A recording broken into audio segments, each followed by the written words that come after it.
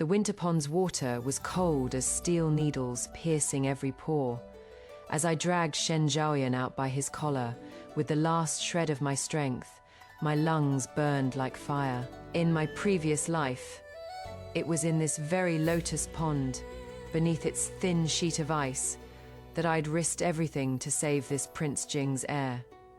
Back then, my heart and eyes were full of girlish bashfulness and longing. To preserve that laughable notion of propriety, I'd allowed Princess Jing to use the excuse of a life-saving debt must be repaid with marriage to trap me in that soul-devouring mansion. But now, lying on the withered grass, staring at Shen Zhaoyan's face, pale from choking on water, yet still maddeningly handsome, I felt only cold mockery rising within me. Chaotic footsteps approached from the distance. Finally, Prince Jing's guards and the accompanying physician arrived. Leading them was Princess Jing herself, stumbling forward, her well-maintained face etched with terror. When she saw Shen Zhaoyan still breathing, that terror instantly transformed into a kind of lofty scrutiny. She looked at me, her gaze complex gratitude. Yes, but more prominently, irritation at the damage to her son's reputation. "Which family's daughter are you?" Princess Jing steadied herself with her maid's support, her voice carrying undeniable authority. "Today's incident." She left the sentence unfinished, but I understood the unspoken meaning all too well. She wanted to bind me with words first, make me believe I had no choice but to marry Shen Zhaoyan. I propped up my soaking body and sat up, teeth chattering from the cold. Yet I spoke first. "Your Highness, I am Su Wantang, daughter of the junior minister of the Court of Imperial Sacrifices." I wiped the icy water from my face, my voice quiet, but every word clear. Today's rescue was purely instinctive, with no ulterior motive. However, my family maintains strict propriety. After today's loss of decorum, I fear I'll be unsuitable for any respectable match. A flash of, just as I expected, contempt crossed Princess Jing's eyes. She was about to promise marriage when I suddenly coughed up a mouthful of stale air, interrupting her. Rather than put the prince's household in an awkward position, bearing the reputation of forced concubinage or settling for equal wife status, I dare to request your Highness grant me something else instead.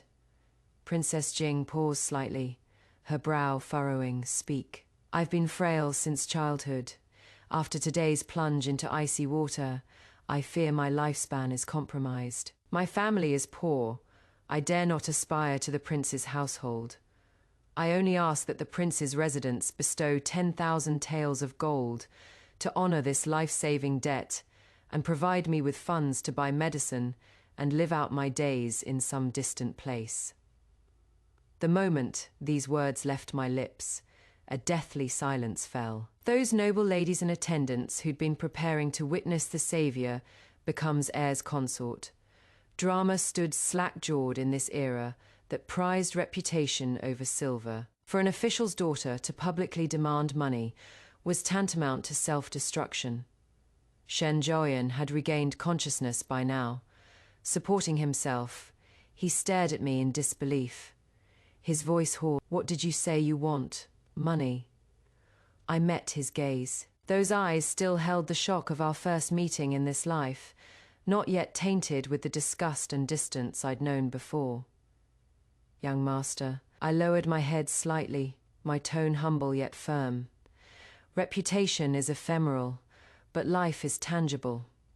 I nearly lost half my life saving yours. The prince's household is noble. Rather than give me a position of uncertain prospects, why not offer something practical? 10,000 taels of gold is but a drop in the ocean to your household, but to me, it means security for the rest of my days." Princess Jing narrowed her eyes. She was an exceedingly shrewd woman, quickly weighing the options if I entered the household. My background wasn't sufficient for principal wife, yet making me a concubine would earn accusations of mistreating a benefactor. But if she paid me off, it would be a clean transaction. Shen Zhaoyan's reputation would be preserved, and the prince's household wouldn't be entangled with a lowly in-law. You truly want only money, Princess Jing confirmed again, speaking rapidly. Only money. I looked directly into her eyes. Once I take the money, I'll never speak of today's events. The one who saved him wasn't Su Wantang, just some nameless passerby. Shen Zhaoyan tried to sit up, but was restrained by the physician. He stared at me as if I was some strange creature. Su Wantang, do you understand what you are refusing? Of course I understood. I was refusing 10 years of cold palace torment, refusing a lifetime of humiliation by his white moonlight, refusing the tragedy of my entire family's execution. I understand. I smiled bitterly, a smile that to others looked like helpless self-preservation born of poverty. I am trying to survive. Fearing I might change my mind, Princess Jing immediately produced an exquisite jade token from her robes and tossed it before me. Excellent. Miss Su is indeed a sensible person. Take this token to Huifeng Bank on East Street in the capital. 10,000 taels of gold will be ready within 3 days. But remember, after today, you and the heir are complete strangers. With trembling hands, I picked up the jade token. The cold stone pressed against my palm, somehow more sobering than the pond water. This subject thanks your highness for her generosity. Without another glance at Shen Zhaoyan, I dragged my heavy, sodden skirts away from Prince Jing's villa, step by laborious step, under the mocking, pitying, even contemptuous gazes of the crowd. The wind was bitter, but I knew from this moment forward I'd finally crawled out of that gilded tomb. Author's commentary stop. I must interject. This time around, she chose the smartest course, take the money and run, sever the cursed connection.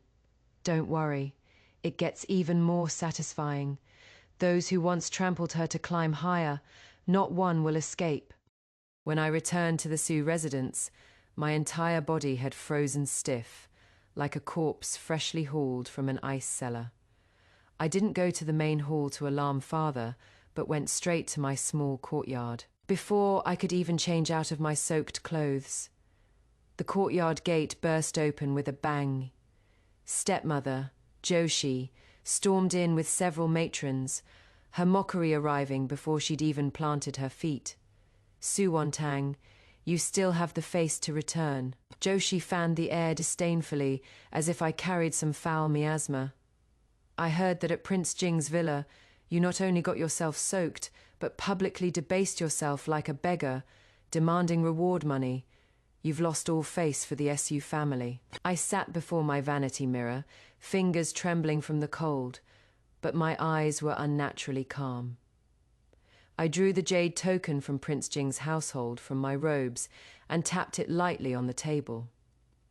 Mother's intelligence network is impressively swift. I turned to face Joshi's greedy yet harsh features. My tone even, since you know I demanded a reward, you must also know it was 10,000 taels of gold. Tell me, do you find this money too hot to handle, or has the Su family grown so wealthy it can afford to scorn Prince Jing's gratitude? Joshi's gaze froze upon seeing the jade token, then erupted with violently twisted desire. 10,000 taels of gold. She drew a sharp breath, her tone softening somewhat yet growing more avaricious. You foolish girl, what do you know? With such wealth, how can an unmarried young lady like you hold on to it, handing it to your father and me for safekeeping? That is the proper course. Hand it to you, so you can add it to second sister's dowry. I cut straight to her intention in my previous life. My gentle and virtuous second sister, Sujaru, had used my dowry to earn a reputation in the capital's elite circles as fabulously wealthy. Joshi's expression changed. Just as she was about to explode, I stood first, advancing on her. This money is hush money, Princess Jing personally promised me.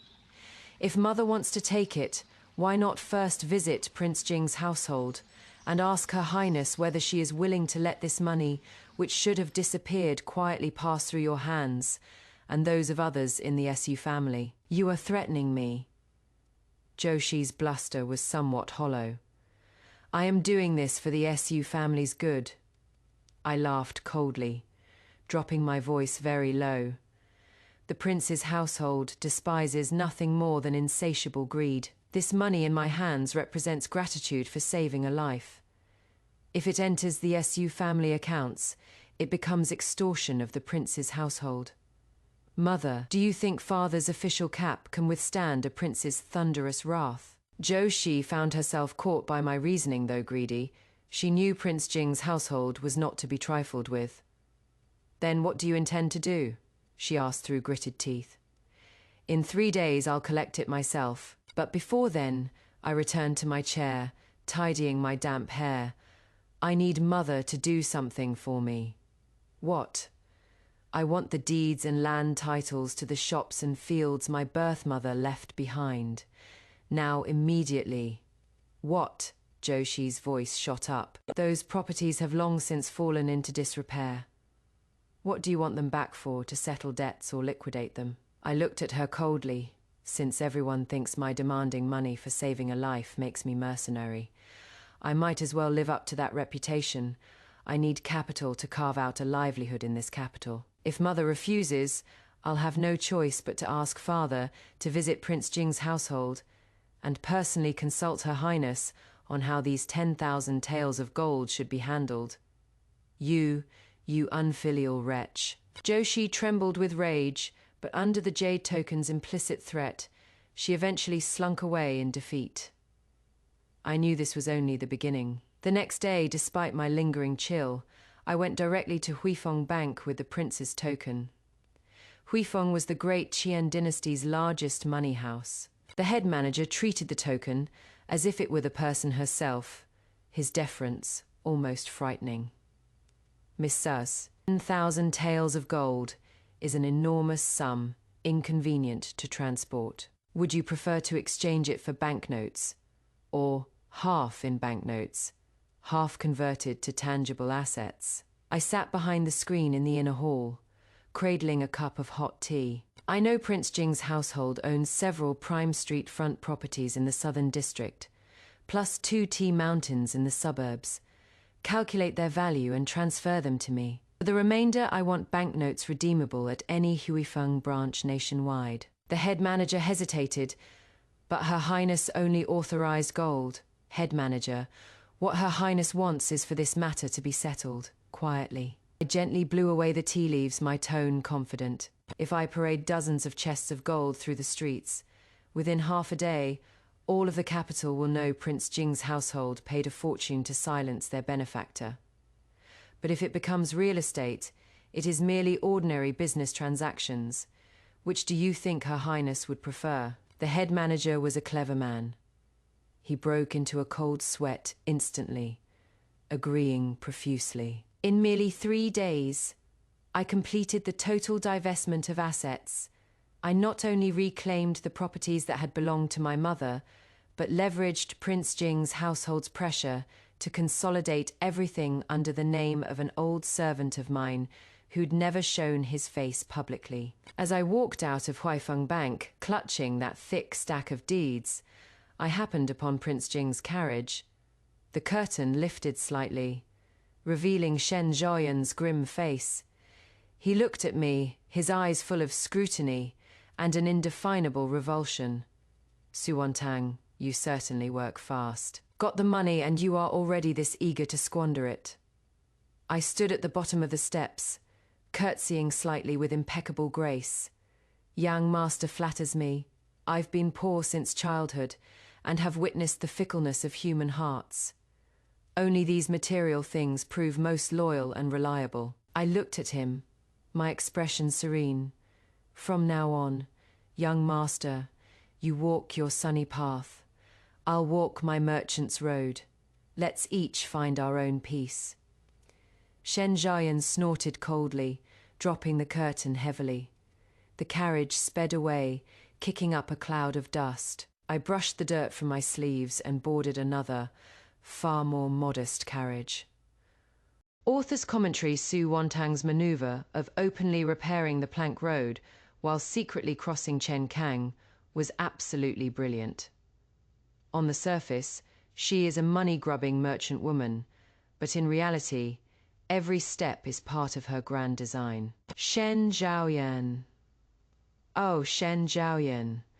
You think you've shed a burden, little knowing you've cast off your future's greatest adversary.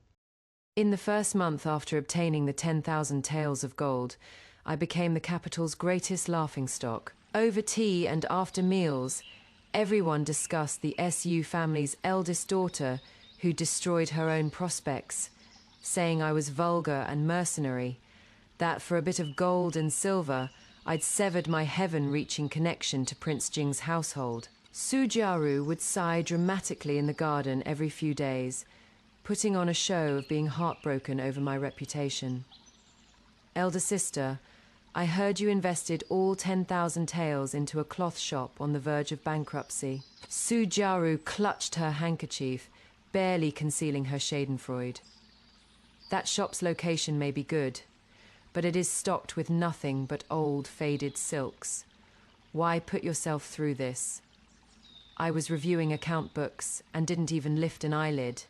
Busyness always has its ups and downs. If second sister is concerned, why not help me cut these old silks into new garments? That would be supporting your sister. Su Jiaru covered her mouth with a light laugh, offered a few perfunctory words and swept away. Little did she know that cloth shop was indeed stuffed with old silks, but those silks bore the base pattern of butterfly shadow embroidery, a technique lost to the great Qian dynasty. More importantly, in half a month, the Empress Dowager would emphasize frugality at her birthday banquet, advocating that officials' families wear simple yet classically elegant old-style silks. And in all the capital, only the stock in my hands would suit the Empress Dowager's taste perfectly. I didn't rush to sell. Instead, I secretly sent people to the northern trade routes, cutting off a crucial tea horse market, a place that had been Shen Zhaoyan's private revenue source. In my previous life, he'd relied on those commercial taxes to maintain his formidable cavalry battalion, powerful enough to intimidate the court. Miss Su, are we really going to pay premium prices for those impounded horse fodder supplies? Old steward aide who handled my affairs asked in a low voice. Those were ordered by young Master Shen. If we intercept them, won't we invite trouble? Uncle Aide, the marketplace is a battlefield. I stroked the calluses on my fingertips marks left from mending Shen Zhaoyan's armor in my previous life. Young Master Shen orders goods, but pays no ready money, relying entirely on the prince's households, eyes to pressure people.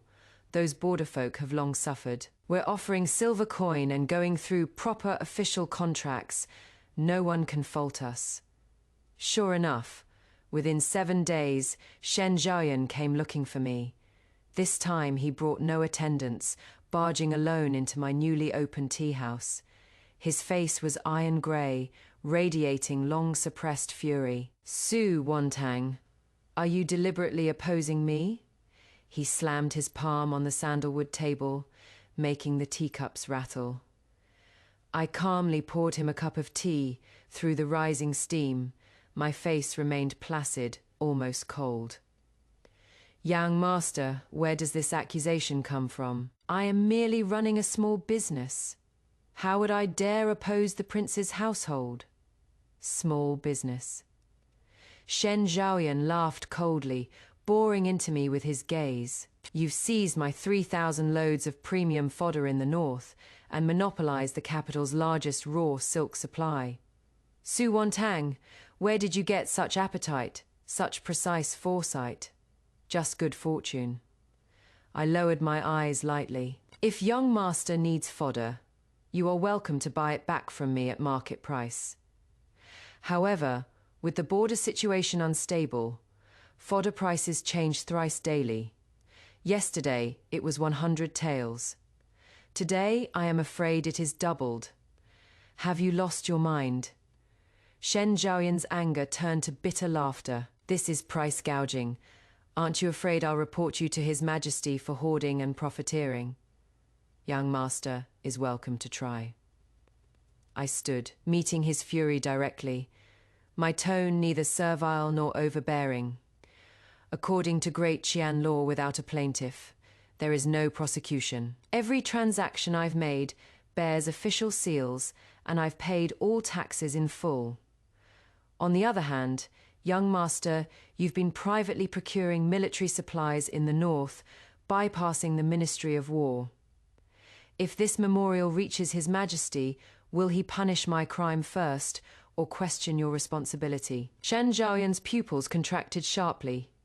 He clearly hadn't expected that I, a woman who'd spent her life in the inner quarters, could strike at his Achilles' heel with a single sentence. In my previous life, it was precisely these covert operations that his political enemies had exploited. In the end, I'd begged father to mobilize all his prot-fei-gi-feis to help suppress the matter. In this life, I was the one holding the leverage. What do you want? Shen Zhaoyan's voice turned cold, carrying unprecedented wariness. I want nothing. I leaned forward slightly, my tone gentle yet seductive. Rather than begging those greedy officials, why not petition your creditors? If you can prove that all of Prince Jing's household's ill-gotten gains were actually losses from private lending and speculation, not embezzlement of public funds, the charges become far lighter. You mean transfer all the shell properties under the prince's household's name to me at rock-bottom prices? I looked directly into his eyes. I'll come forward to repay that non-existent debt on the prince's household's behalf. This way, though the household loses its assets, it preserves its title and lives. Young master, reputation versus life, didn't you make this choice once before? Shen Zhaoyan's complexion shifted from deathly pale to livid purple. He finally realized I wasn't merely after his money. I intended to strip away, inch by inch, every shred of pride he possessed as a prince's heir. Su Wantang, why? Why are you doing this? His voice trembled. He wanted to ask why I was so ruthless toward him, yet couldn't find justification. After all, in this lifetime, our deepest connection was merely that one icy pond. Because I enjoy the feeling of controlling everything.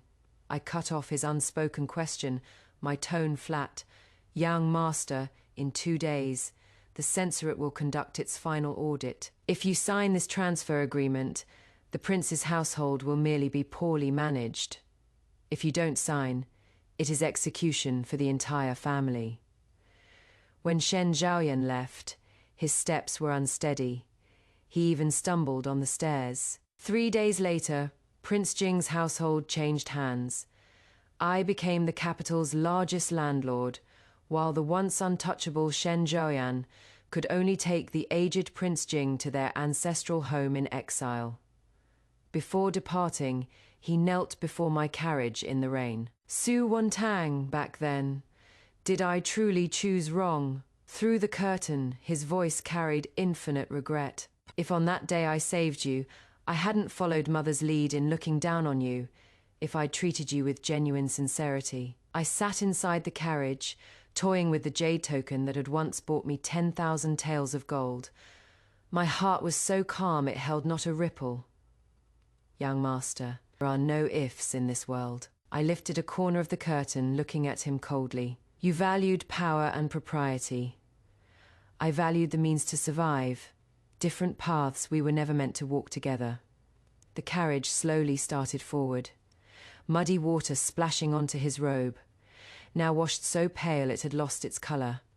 I didn't look back. In this moment, I'd finally severed, completely, the shackles that had bound my neck in my previous life.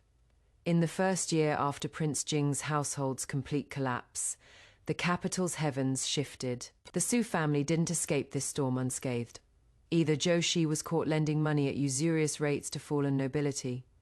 All her private funds were confiscated, nearly implicating my father, the junior minister of the Court of Imperial Sacrifices. The prestigious match Sujaru had been counting on hastily broke the engagement after seeing the Su family in such chaos. Meanwhile, I had long since used the foundation of those 10,000 taels of gold, combined with explosive profits from the Luoyang mine and northern fodder, to extend my reach toward the salt monopoly licenses of Jiangnan. Master Su has been sitting in the main hall for most of the day. He says he wishes to see you.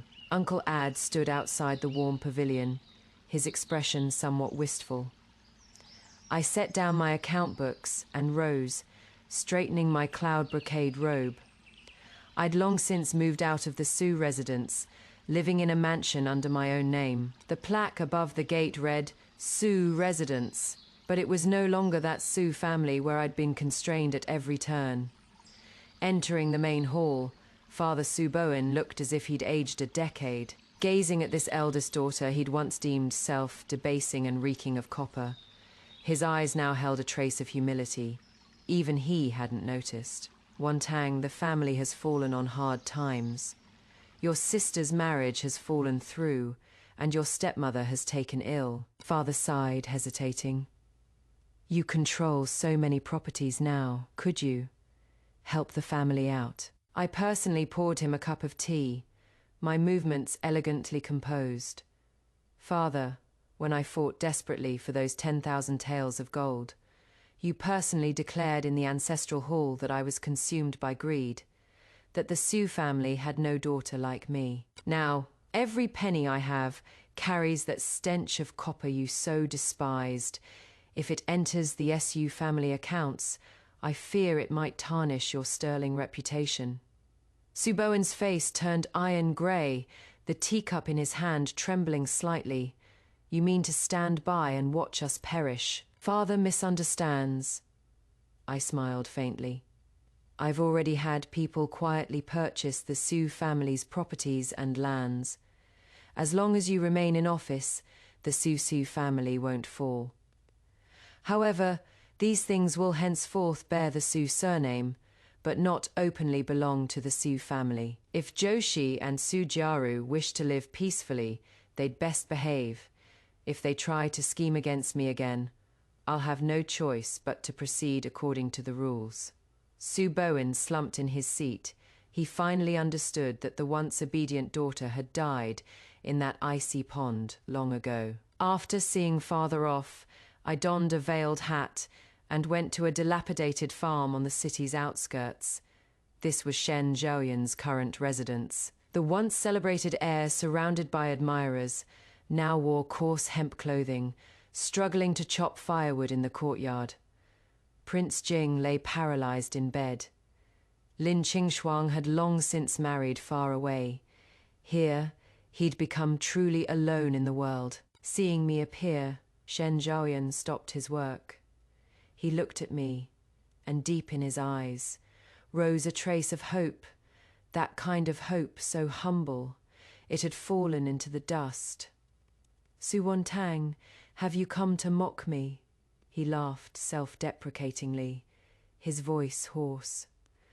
I am not that idle. I drew a land deed from my sleeve and tossed it onto the pile of wood chips at his feet. This is the forest below your family's ancestral burial ground. Considering you once fell into water, I've bought it and am returning it to you. At least you'll have somewhere to rest in the future. Shen Zhaoyan bent to pick up the deed, his hands shaking violently. He opened his mouth, his voice choking. I've never understood why, from the day you pulled me from that water, you became a different person. You seemed to harbor bone-deep hatred toward me. Yet before that, we'd never even been close. I looked at him quietly. That malevolent energy that had coiled through 2 lifetimes finally dissipated completely in this moment. Young master, some people one meeting lasts a lifetime. Others, even after dying once, you never wish to see again. My tone was flat, as if recounting the most ordinary of past events. Take care of yourself. I turned to leave, ignoring Shen Zhaoyan's calls behind me, never looking back. Whether Shen Zhaoyan or the Su family, they were merely fading afterglow on my path to the summit. Returning to Su residence, The setting sun painted the entire capital in brilliant gold. I stood on the high terrace, wind billowing my robes. What I held in my hands wasn't merely 10,000 taels of gold, but the most precious thing in this world, freedom. Half a month later came the palace's flower viewing banquet, the capital's noble ladies' most grand social occasion, and in my previous life, the day Shen Zhaoyan and his white moonlight minister of war's daughter, Lin Qingshuang, had pledged their love. In that former life, as the heir's wife, I'd been set up and humiliated by Lin Qingshuang at that very banquet, earning a reputation for being coarse and discourteous. And Shen Zhaoyan had, before everyone's eyes, tenderly draped his outer robe over Lin Qingshuang's shoulders, utterly neglecting me. On the day of the banquet, I wore a pale blue gown fashioned from those butterfly shadow, embroidered old silks, with no superfluous jewelry, just a single jade hairpin securing my hair. As I took my seat, murmurs rose around me. Look, that is the Su family's money-grubbing eldest daughter. Dressed so shabbily she has probably hidden all her silver in her bones. Lin Qingshuang sat in the place of honor, resplendent in a gown of flying cranes and cloud-playing phoenixes, making her appear ravishingly beautiful. She rose gracefully, approaching me, her eyes holding a trace of pity. Sister Su, if your household is strapped for funds, just tell me. Today is the Empress Dowager's birthday. If you are dressed so plainly and offend Her Majesty, what will we do? Shen Zhaoyan sat not far away. He instinctively glanced toward me, his expression complex. In his hands, he toyed with a snow-white warming jade flute, the betrothal gift he'd prepared for Lin Qingshuang. He curtsied slightly, my tone humble. Thank you for your concern, Miss Lin. However, the Empress Dowager has always advocated frugality. Though my gown is old, it bears embroidery passed down from the previous dynasty. I seek classical elegance, not ostentatious glamour. Just as I finished speaking, the Empress Dowager's phoenix palanquin arrived. Surrounded by consorts, the old Empress Dowager immediately spotted me. She narrowed her eyes and beckoned. Come closer, child. Is that base pattern on your gown, the long-lost butterfly shadow embroidery? I lowered my head in response. Your Majesty is most perceptive. This is old silk I found in an antique cloth shop. Though it cannot compare to fashionable fabrics in brilliance, it excels in craftsmanship. The Empress Dowager took my hand, praising me repeatedly. Well said. Excels in craftsmanship. Nowadays, the capital's noble ladies only know how to compete over gold and silver. How rare to find someone with your sensibility. Reward her.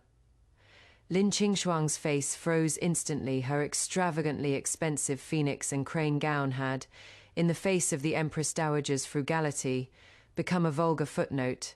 But this was merely the opening act. Midway through the banquet, Lin Qingshuang proposed everyone display their treasures to salvage her dignity. She gazed at Shen Zhaoyan with tender eyes. I've heard young master recently acquired an imperially bestowed South Sea pearl crown. Might this subject be permitted a viewing? Shen Zhaoyan hesitated briefly before having an attendant retrieve a brocade box. This was a unique imperial gift he'd purchased at great expense from the black market, intending to use it to cement his marriage to the Lin family. I stood to one side, taking a light sip of tea before speaking softly. This pearl crown's luster is indeed extraordinary. However, I recall that genuine imperially bestowed South Sea pearls should bear the Gikang secret pattern from the Imperial Household Department on the base. Does young master's piece have it? Shen Zhaoyan's expression shifted slightly. Miss Su has lived in the inner quarters all her life, yet you are so knowledgeable about imperial gifts. My late mother once received imperial favor and saw a few such items. I set down my teacup, looking directly at the pearl crown. Young master, if this crown is counterfeit, and you privately gift a forged imperial object to the minister's daughter, that charge is no small matter. Qingxuang hastily objected. Sister Su, don't speak recklessly. How could young master deceive anyone with a fake? She eagerly reached for the crown to prove its authenticity, but unexpectedly, under the sunlight, it emitted an eerie blue glow that is, Western region fluorescent powder. An elderly princess exclaimed, "How could an imperial treasure use such filthy material for enhancement?"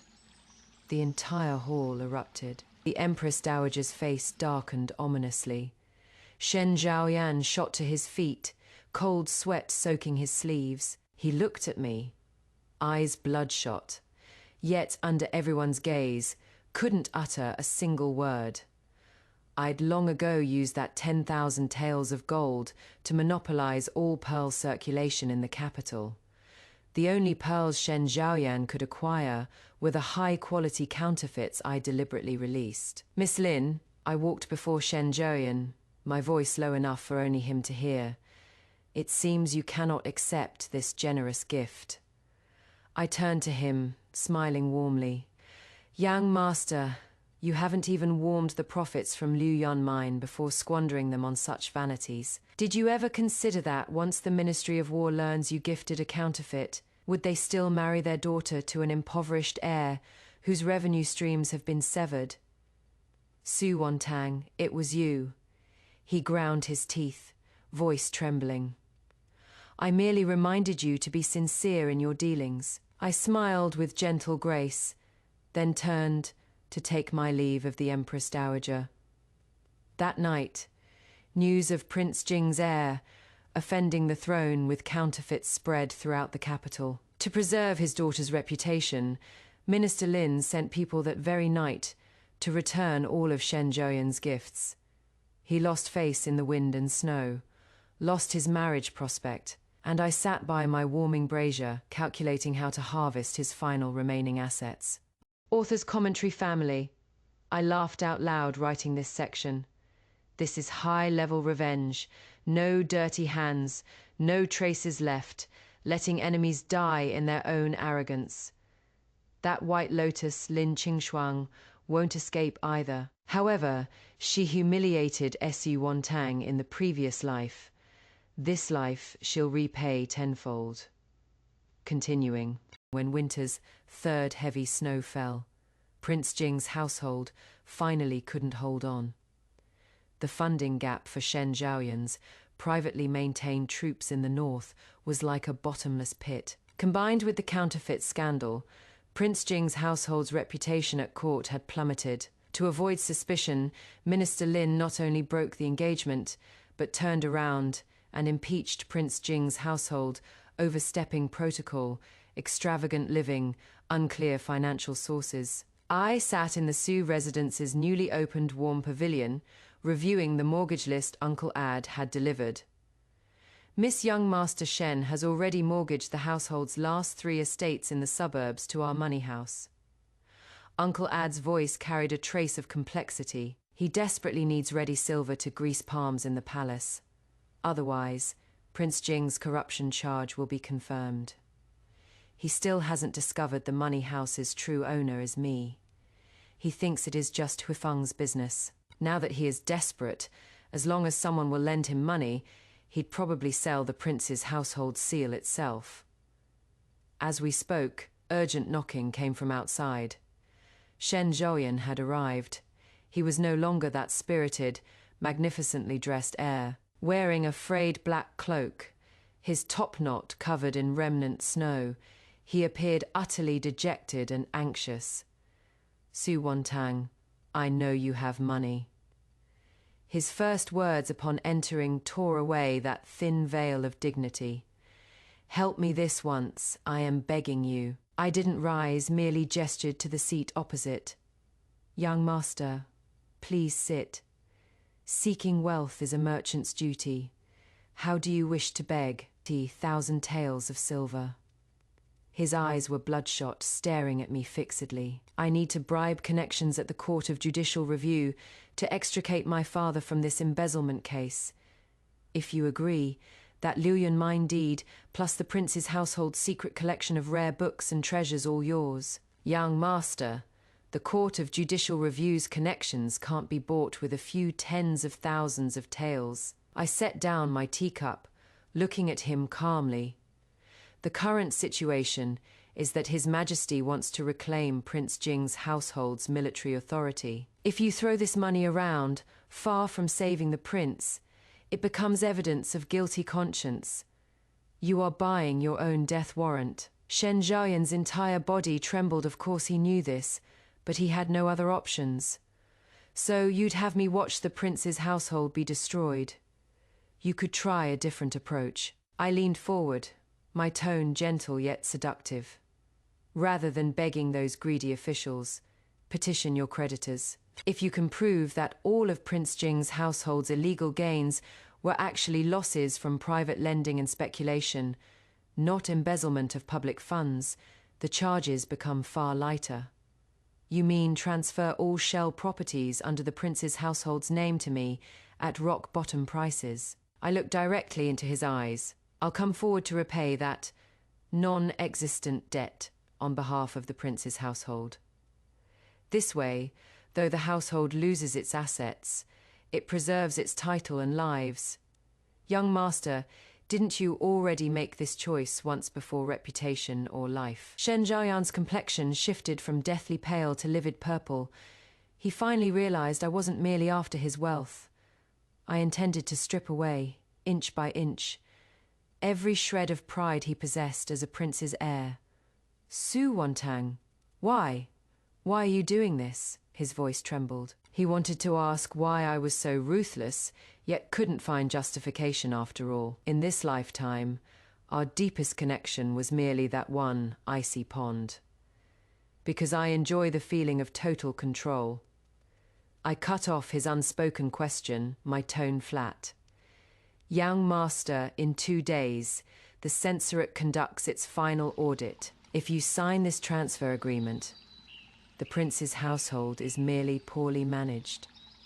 If you don't, it is execution for the entire clan. When Shen Zhaoyan left, his steps were unsteady. He even stumbled on the stairs. 3 days later, Prince Jing's household changed hands.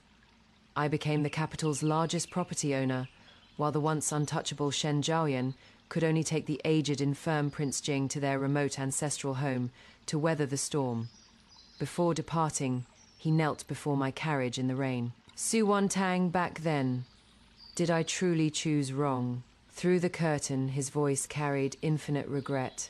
If on that day I was rescued, I hadn't followed Mother's lead in looking down on you, if I'd treated you with genuine sincerity. I sat inside the carriage, toying with the jade token that had once bought me 10,000 taels of gold. My heart was so calm, it held not a single ripple. Young master, there are no ifs in this world. I lifted a corner of the curtain, looking at him coldly. You valued power and propriety. I valued the means to survive. Different paths, we were never meant to walk together. The carriage slowly started forward, muddy water splashing onto his robe, now washed so pale it lost all colour. I didn't look back. In this moment, I'd finally severed completely the shackles that had bound my neck in my previous life. In the first year after Prince Jing's household's complete collapse, the capital's heavens had truly changed. The Su family weathered the storm under my covert protection.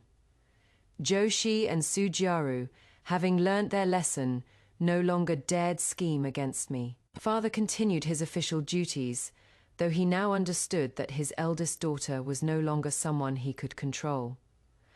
As for me, I'd long since used that initial 10,000 taels of gold as seed money, building a commercial empire spanning salt licenses, tea mountains, mines, and real estate. One winter day, I stood atop the highest pavilion in my residence, gazing out over the capital's snow-covered rooftops. Uncle Ade approached from behind. Miss news from the north, young Master Shen has fallen gravely ill. The physician says he hasn't much time left. I was silent for a long moment before speaking softly. Send someone with medicine and silver. Not much, just enough to see him through his final days comfortably. Miss Yu, I am not being kind. I turned, my expression serene. I simply want him to understand, before he dies, that the woman he once looked down upon not only survived, but lived more brilliantly than he ever could. Uncle Arden nodded and withdrew. I returned my gaze to the vast capital before me. The setting sun painted everything in brilliant gold, just like that day I'd crawled from the icy pond. In my previous life, I'd traded my life for a loveless marriage, ultimately losing everything. In this life, I'd traded 10,000 taels of gold for absolute freedom. Some might say I was cold-blooded and ruthless. But I knew in this world, only by holding your fate in your own hands can you truly live. The wind swept past, carrying away the last traces of snow. I smiled faintly. This life, I'd finally lived for myself. Number. Author's final commentary. Revenge maxims. Revenge isn't always served hot. Sometimes the coldest calculations cut deepest. In my previous life, you bound me with propriety. In this life, I bought my freedom with gold fair trade. No deception. Dear readers, if you enjoyed this suppression to release revenge narrative, do follow me next time. We'll watch together as even more despicable villains reap what they've sown in their own arrogance.